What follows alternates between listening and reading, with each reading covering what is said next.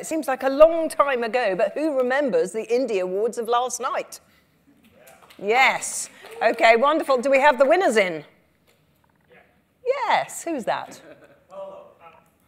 Excellent. Okay, wonderful. So we thought what would be really fun is to just do a kind of 15 minutes recap. And also I have my judging panel here. So we thought it would be really interesting just to talk about, what made the winners and why did they choose them and were there any arguments that broke out amidst the panels.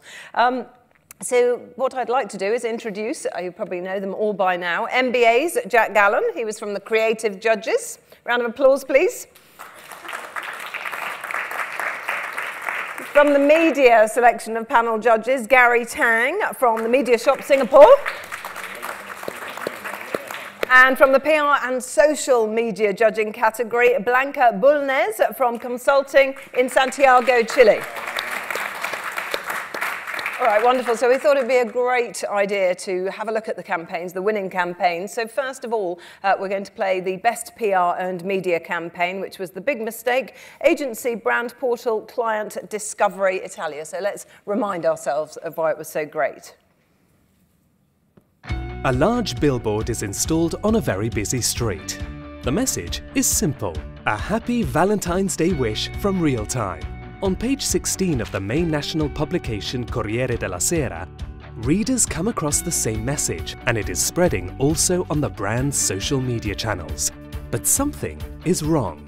In the Italian language, there is no neutral gender. In the message, un amore, a love, is written with an apostrophe, as if it were a feminine noun. But in Italian, amore is masculine. Is this just an involuntary typo?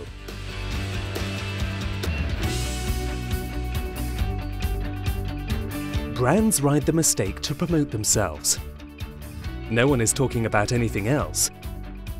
But Real Time remains mysteriously silent. The billboard in Milan has been changed. A second ad comes out in Corriere della Sera. A web and TV commercial is aired on Discovery's channels. Was it all voluntary?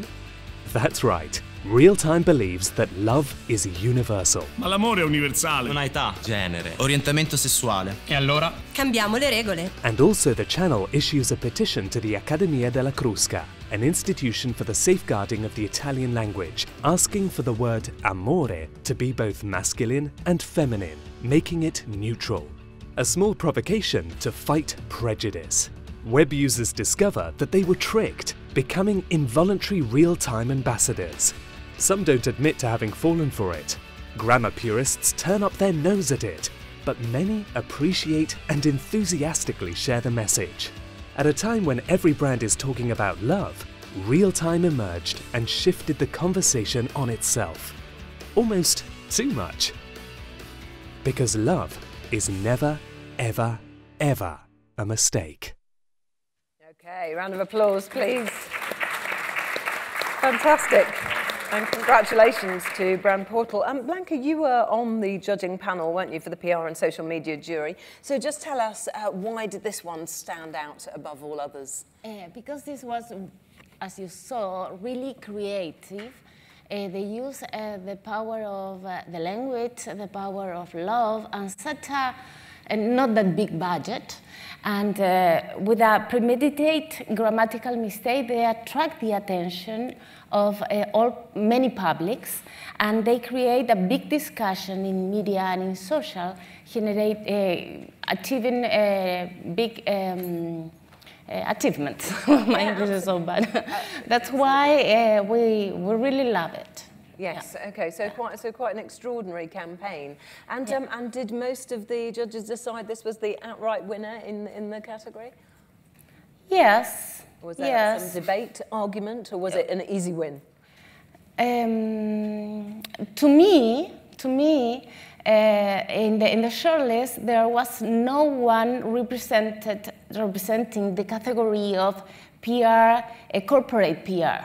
Mm-hmm. It was just consumer PR or brand PR, which is great, but it's not the only PR we have in the industry. But even that, as there were almost all these kind of works at the end, Yes. Everyone, we were agree about this one. Yeah, we agree about this. Yeah, okay, Yeah. all right, thank you very much. Okay, let's move on to the media campaign then. So just to remind ourselves of that, it was the Federal Armed Forces, the recruits, the agency, Cross Media, and the client, of course, at Federal Armed Forces. So let's take a look at this.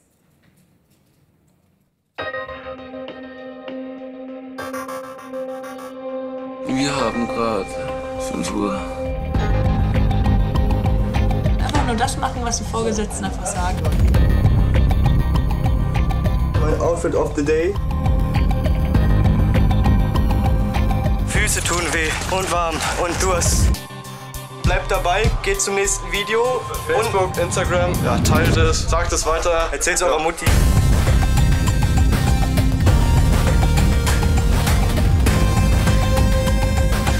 Ich hatte zwar Schmerzen und hab gar keinen Bock mehr, aber ich fand's geil. Tiger, du Tiger! Okay, round of applause and huge congratulations to Cross Media. Turning to you, Gary, if I might, you were judging on that category. So, I mean, fantastic. What was it that really stood out, though, for you and the panel? I guess the main criteria was it met all the criteria within the judging criteria in terms of insights, in terms of results, execution. So we had to make sure that all the scores are given correctly, yes. and make sure that it was a close fight, I must say. Was it? Yeah, okay. Yes. Yeah. It wasn't an easy decision, but ultimately they won the judges' heart over. Yeah. Yes, absolutely. So there was a little bit of debate amongst the panel. There was. Yeah. And can I ask if there was a close runner-up? I mean, were there was. notables? Yeah, yeah, there was. Yeah. Can you share it? I'd rather not. Okay. Yeah. All right, but that for you ticked all the boxes and was memorable and achieved. Yeah, I mean, the campaign shows the full integration of media, and that's why it tipped over in terms of beating the other campaign. Yes. Okay. Yeah. All right. Thank you very much, then, Gary. So this leaves us now to Best Creativity and also the one that won Best in Show. So we can talk broadly about that in a moment. And of course, it was only one, Captain Morgan, agency RPM, and the client was Diageo. So let's have a look. In 2016, in a little city in the heart of England, the world's greatest football underdog made sporting history. Leicester City's leap from the second division to the top of the Premier League didn't just shock the nation, it rocked the world. And who steered this crew to England football's greatest treasure? So while the whole world was talking Leicester and Captain Wes, another Captain Morgan was hatching a plan to ride the wave of conversation. Within 60 seconds of Leicester winning the championship, Captain Morgan revealed a limited edition bottle featuring the winning captain himself, admitting that on that day, there was only one, Captain Morgan. With a total digital rebrand and a cheeky profile pic change, the conversation was in full swing. Captain Wes replied instantly, he bloody loved it. And so did the fans. Only one Captain Morgan became a global conversation across Twitter, Instagram, Facebook and YouTube with an incredible 575,000 social engagements and a reach of 25 million. But the conversation had only just begun. The next day, press ads took the story to the masses while influencers in the sporting and entertainment world woke up to a special delivery. Got Wes Morgan's Captain Morgan rum, how about that? That is actually Morgan on the front of the Captain Morgan drink. The conversation spiked again, giving us an additional, unbelievable reach of 20 million. We ran a competition for 50 limited edition bottles, sparking over 11,000 entries.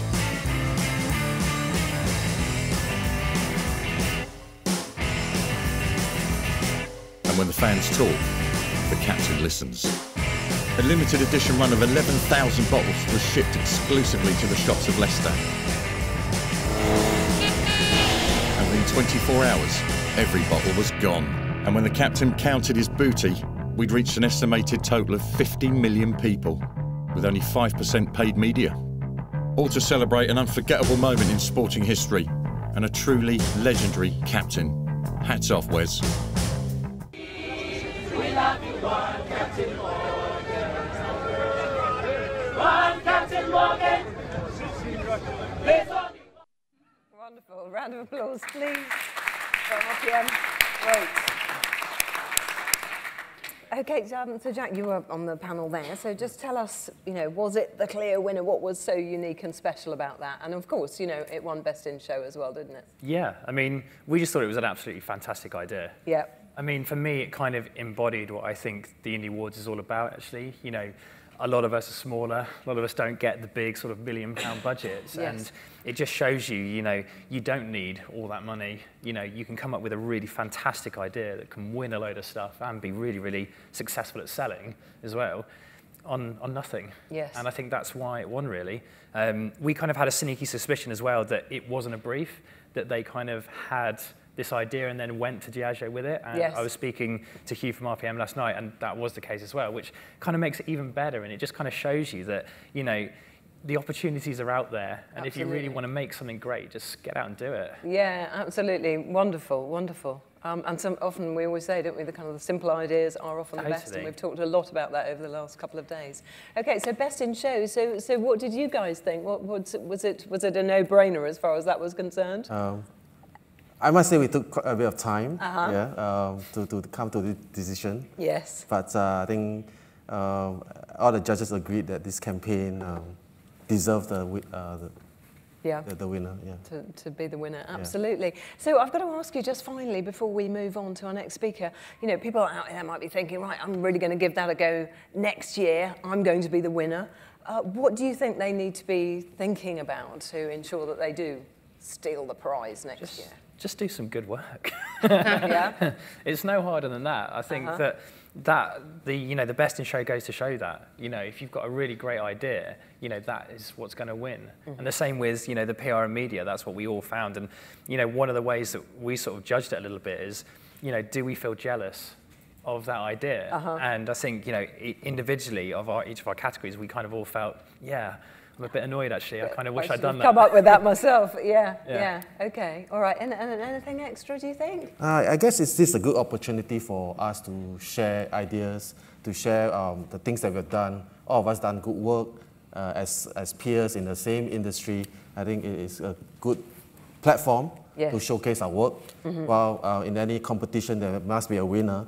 So I'm glad that the best has won.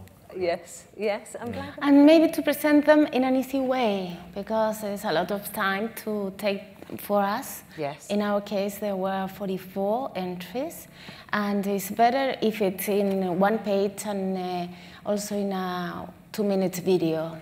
That would work. It's a good point, actually, because I've got the attention span of a goldfish. And as most of us have, haven't we? Really? And, some of the entries, they had sort of like, 4 videos and like presentations and like Word docs and everything. And I kind of think, you just need that 2-minute video to set up the idea, give me the results and tell me what it's all about. And I think that's that would really sort of make important. our lives easier. Yeah, absolutely. And actually, just one very final question. There were 3 awards, weren't there? Now, I've done award ceremonies. There's been 50 awards, which is overkill. But, how was 3? Do you think that was enough? Do you think that was simple enough? Do you think there was any room for any more awards? Do you think 3 is right? I mean, I think it was good. I think the one sort of downside to it is that for creativity, I think it's a little bit too broad. In a sense, it's very hard because you kind of get packaging ideas which are brilliant, mixed in with great design work, mixed in with advertising work. Mm-hmm. So I think in that sense, it might be better just to split them off a little bit. Okay. But the simplicity of it, just winning best creativity, that's an award I want to win. Absolutely. And what did you two think? As I told you before, I would like to have a category for corporate PR. Yeah.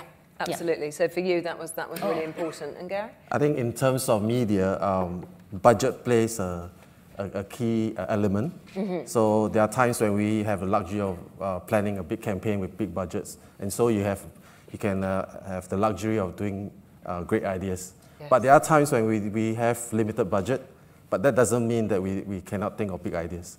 So it's good to have maybe a category to showcase a great campaign within a limited budget, so that at least we do not. I guess we do not, how to say that, because we've seen some campaigns that has great ideas, but we know that it's because their clients gave them big budgets. Yeah. So we do not want it to be a lopsided evaluation in terms of that. Yeah. Absolutely, I think that's really important. Okay, thank you so much. Big round of applause, please, for the judging panel.